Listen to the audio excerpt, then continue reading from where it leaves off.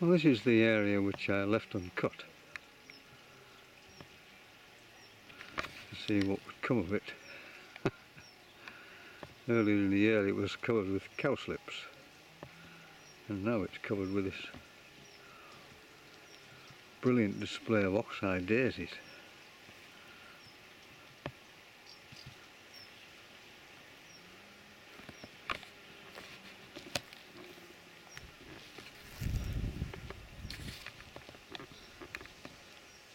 Interspersed with this yellow vetch, which the bees seem to like.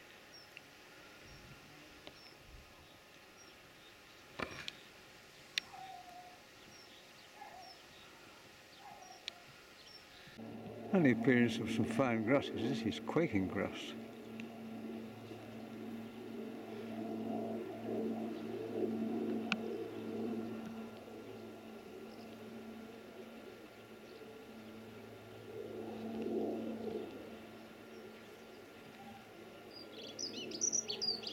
And very few rank grasses, a bit of Yorkshire fog, but apart from that, most of the grasses are fine. Oh, that's very pleasing. And after all that pear blossom, I think there's 6 pears on here. Whether they'll all reach maturity, who knows. I think it's about the same as I got last year.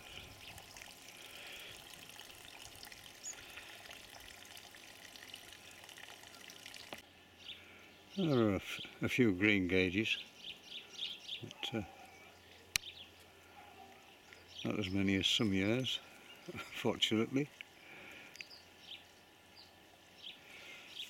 And just enough plums, I would imagine, without having to make any plum jam, which I've still got lots from last year.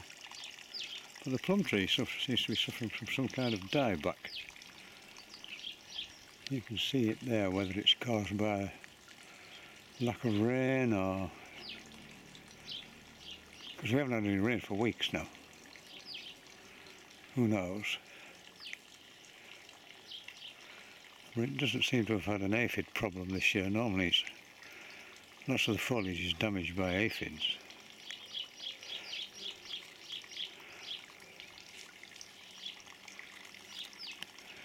You know, there are still a few, but nowhere near as many as usual. Well, this is a wild honeysuckle. It has a beautiful scent. Growing through this yew hedging.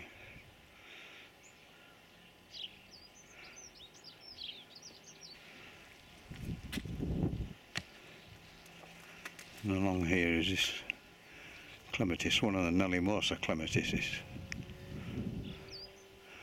It's again growing through the yew hedging.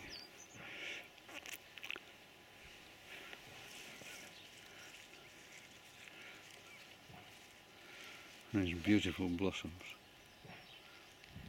They're just a lovely colour. You can see how the grass is gradually turning brown. There's no prospect of rain for the next week either. Of course, the longer rooted weeds, such as dandelion, they still thrive. And the birds just love this, particularly sparrows and blackbirds, and goldfinches we get coming, and more, of course, with it being so dry. It's quite simply an upturned plant pot with a plant pot tray on the top with a hole drilled in it, and a pipe which leads to a pump in the pond itself. So the pump also circulates water around the pond, and then just this little trickling fountain. Yeah, the sound of the running water is quite nice as well. Functional rather than beautiful. Here you can see how the strawberry bed suffering really badly in this dry weather. I mean, you could water it, but it takes an awful lot of water, and it's the strawberries so cheap in the shops. It hardly seems worthwhile. But anyway, I've got netting on top of these to keep the birds off, so I'll pick a bowl full and just enjoy them with some double cream. Yeah. Little North Yorkshire decadence.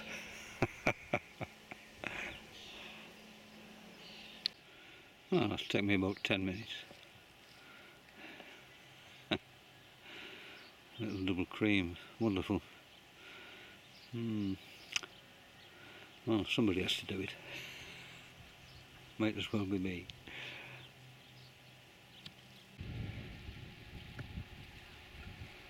Well, as this sort of drought continues, these black-headed gulls are driven to catching insects. They're whizzing about here, catching flies.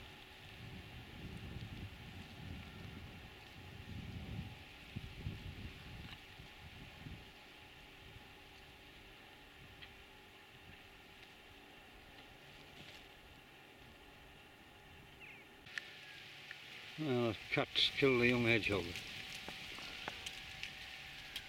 Infuriating. Yeah, there's all its intestines.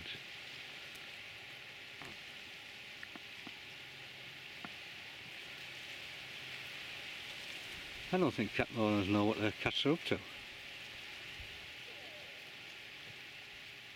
As if this drought isn't bad enough.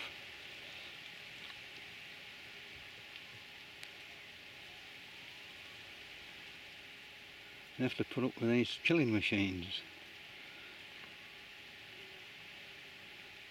I mean, they're not killing for food. I mean, these blooming cats are well fed. They're just killing for entertainment. Well, it drives me bonkers, it does. Absolutely bonkers. Well, I've cut the grass and raked it off. I mean, one of the bonuses of this hot, dry weather is that it dries very quickly and therefore it's very light. You can see just how brown everything is. Even the trees are finding it a bit of a struggle.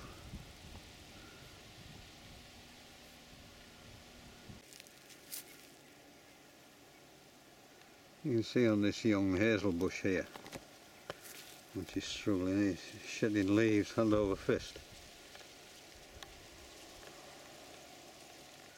Have to keep giving it a bucket of water every now and then.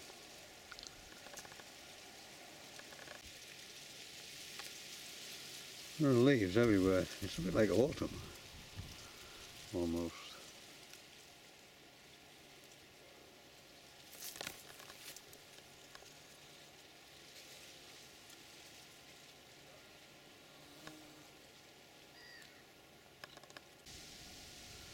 You end up with a monumental heap of grass. You don't know what to do with it. It's not good for hair because there's no nutrition in it. I suppose it would make bedding, but it'll just sit there and rot down.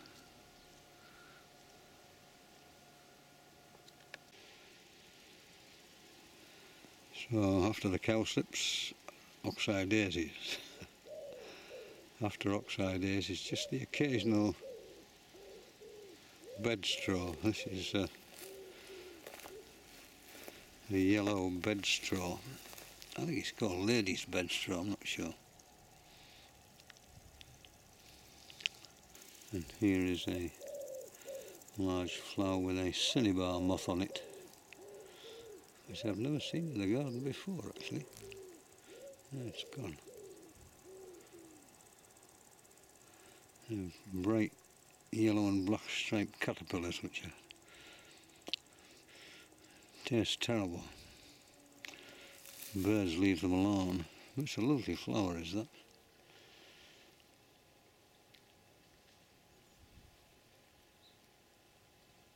And that's it before he opens up.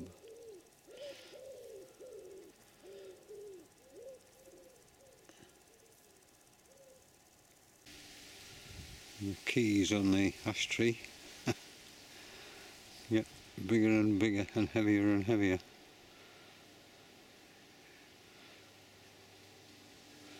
Of course they stand out because of the sort of almost a lime yellow colour compared with the leaves. There's a goodly number of hazelnuts, but how they'll get on this drought I have no idea.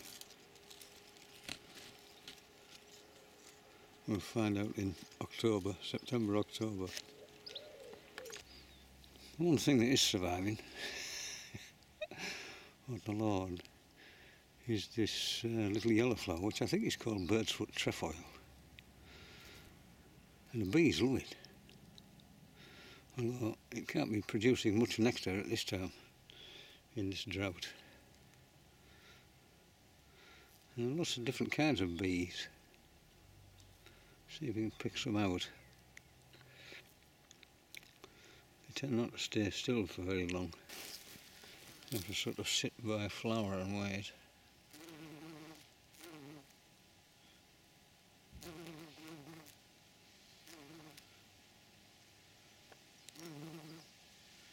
The pollens are sort of brown. This red-tailed bumblebee. They're the most common in my garden. There's a different bee.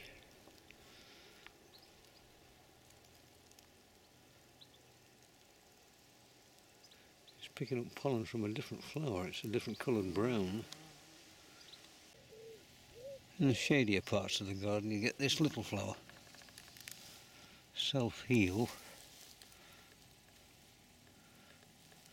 There's a sort of splash of colour.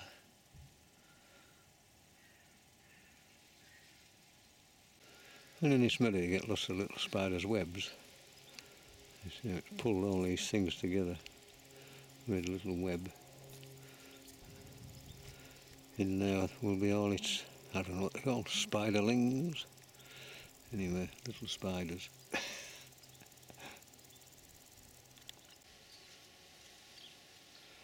So I have to keep watering the potatoes. They suffer really badly in this weather. As you can see by these leaves here in these plants in the foreground, all just drooping away.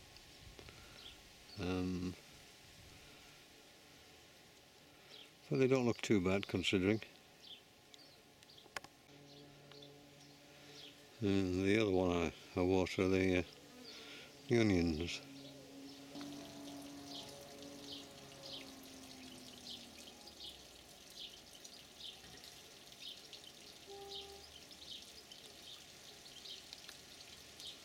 And goldfinches, they come to this little water feature all the time.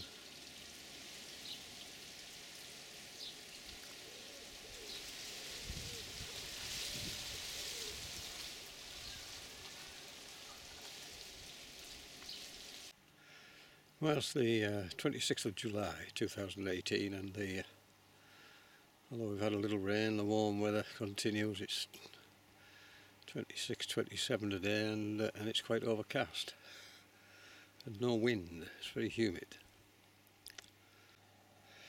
And this is the Bramley apple tree. Far too many apples on here. They're going to have to be thinned out. I mean, usually at this time of year you get a lot of apple drop, but not this year seemingly, so I'm going to have to take a sizable number of these off.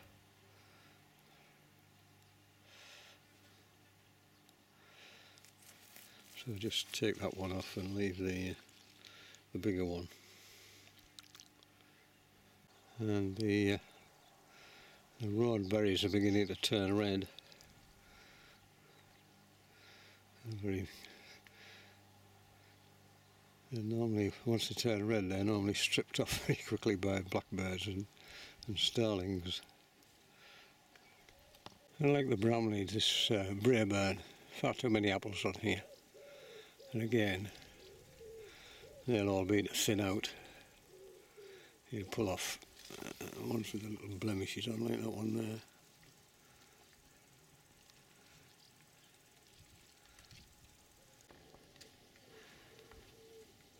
These are the Cox's pippins.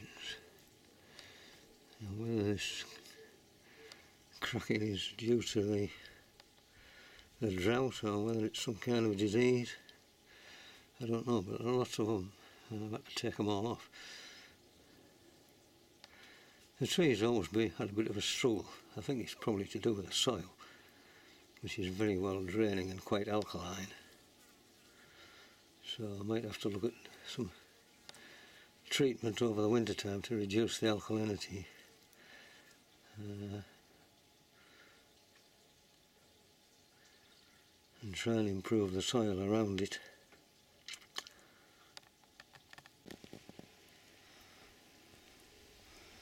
Well, these are the brambles, and you can see how they've grown right across the path here. Going to have to be cut right back. They grow a tremendous amount every year. Look at the length of this thing here.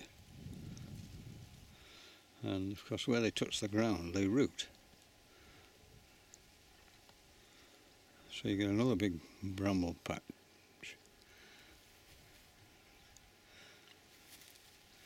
So you have to cut them back quite severely. Otherwise they'd simply take over the place. But it looks as if there's going to be a huge crop of brambles this year. Again.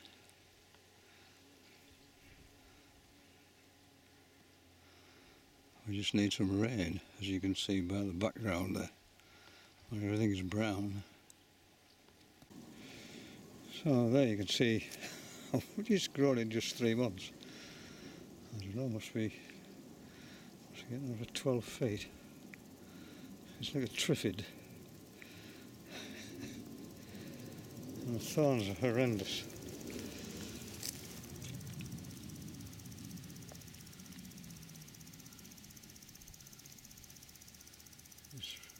Rip it to shreds they do, but the brambles are lovely, so I've put up with it.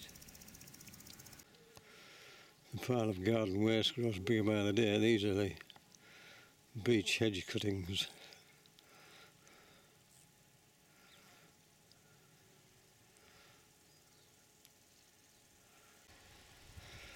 And this is the wildflower bit which I planted up past its best now. All these south thistles have begun to produce millions of seeds. I'll just let it die back and then I'll cut the whole lot.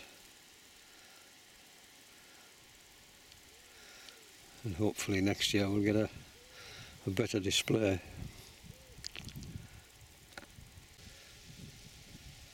Most of the oak trees, in fact most of the trees, don't seem to have suffered too much damage in this drought, but this particular tree is a red oak. There's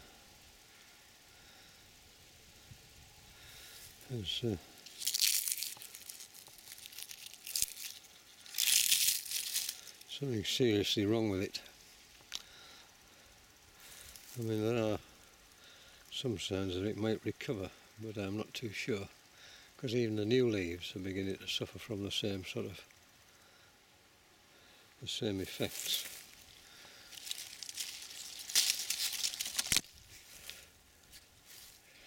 Which you can see there. I suspect it has nothing to do with the drought. I suspect it's to do with the chemical makeup of the soil. It's quite alkaline, the soil here, and red oak trees aren't very keen on alkaline soil. I much prefer sort of moist acid soils, so I might have to sacrifice this tree. And this is another which again is suffering from this. What's that? Drought, some kind of fungal infection, virus. Who knows? But parts of the tree don't seem to be suffering from it at all. Maybe it will survive. And just looking across there, you can see just how parched everything is.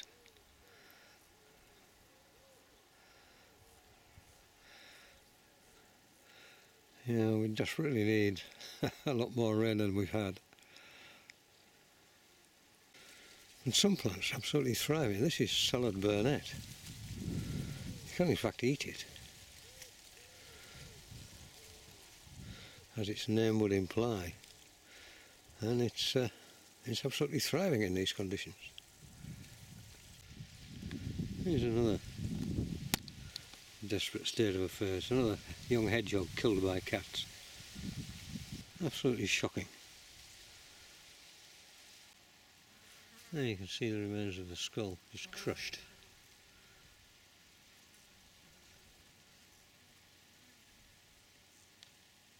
The beech hedges have all been given a haircut.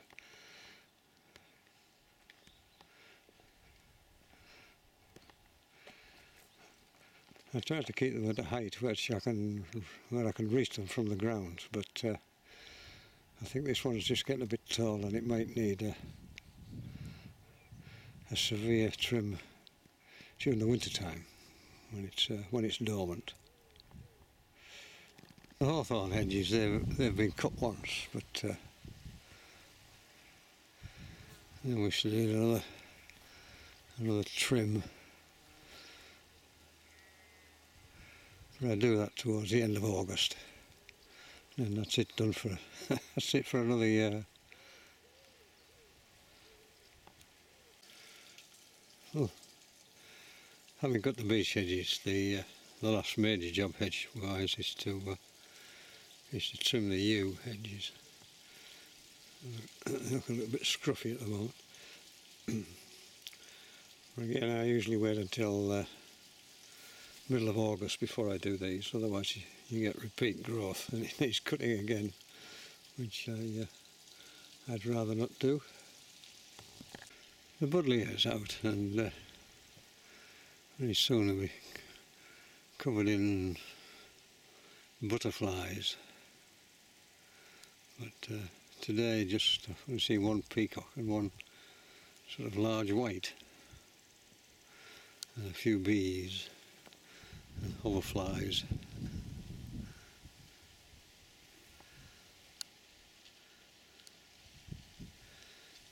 It's a lovely plant, but it's a prolific producer of seed, and it can become a real nuisance.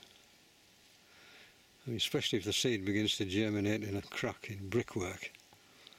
It can open up the brickworks, causing major damage.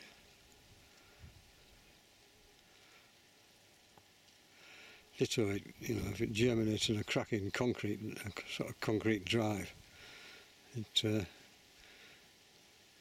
can increase the size of the crack.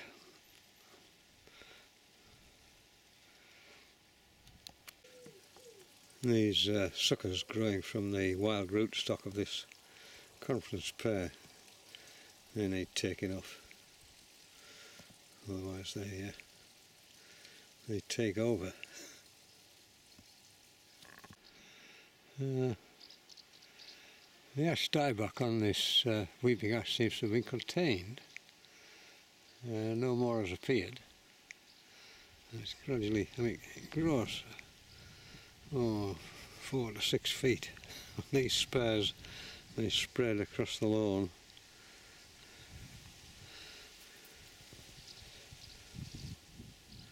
But it is a nice feature. It's a major feature in this part of the garden.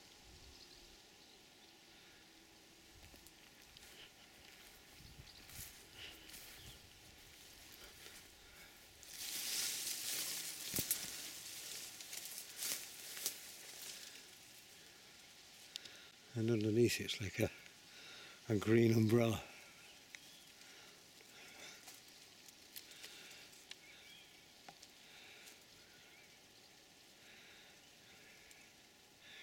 You sit in this cool green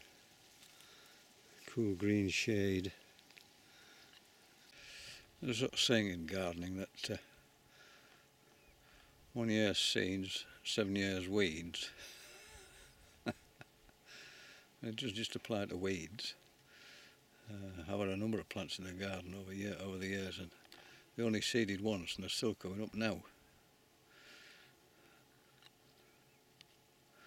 And every year I pull them up and they continue to reappear all over the place.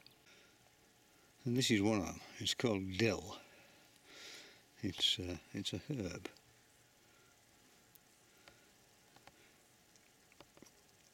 It usually goes with fish. It's quite a tall plant. I mean, I don't like it, so I pulled it all out. But obviously it sowed seeds, and every year I miss a little bit, and it continues to sow seeds. So here it is. It's in the middle of me. It's in the middle of my potatoes. And this is another one. This is called teasel. This is a miniature version of it because of the drought. Normally they're about 10 feet high. And you grow it because it produces these lovely seed heads. And finches like them in the wintertime. Goldfinches and greenfinches in the wintertime feed on them. So that's why I grew them. But of course the seeds went everywhere. And that was 15 years ago. And every year teasel appear in my garden. They're an annual. I mean, they die off every year, but the seeds survive, and these seeds have been surviving for, as I say, 15 years. It's a strange spiky plant. But what's more unusual about it is the leaves are joined together at the bottom and create a little ball here, and water collects in there. I think insects drown in it as well, so it forms a sort of insect soup from which the plant gets a little bit of nourishment. Anyway, I'll just keep pulling it up. Well, today's the day when this patch of lawn, which was just left to grow, is due a haircut. So I'll just go and get the ideal machine for doing it.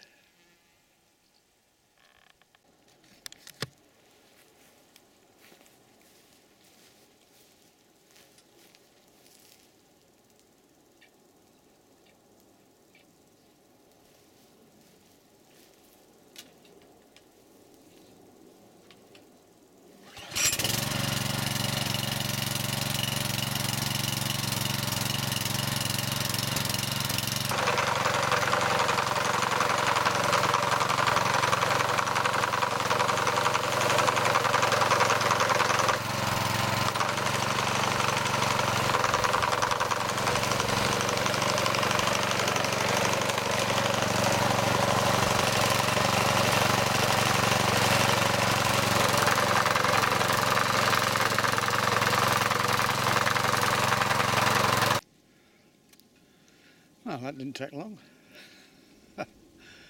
I'll just leave it to dry off today. It's going to be a very hot day today. I'll leave it to dry off, and it'll be a lot later to rake up and carry away. Well, it's a great little machine for a job like that. Last time I did it, it took me about 3 hours to cut it with a strimmer. It's very, very thick in the bottom. Thick, fine grasses and moss.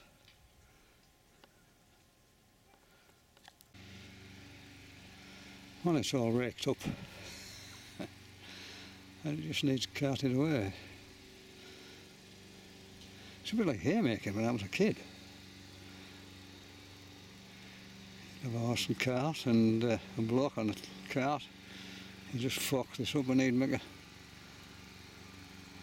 tidy pile with it. And then it was taken off to a barn and loaded into the upstairs of this barn with a steam-driven elevator. Yeah, that's going back a few years, is that? I must only have made about 7 or 8. I've missed a few bits, but that's inevitable when the grass is lying on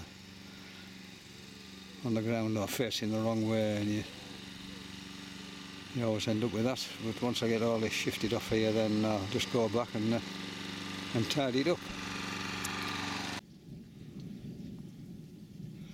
Well, that's it all cleared away. Neat and tidy. Huge thunderstorms going on over there.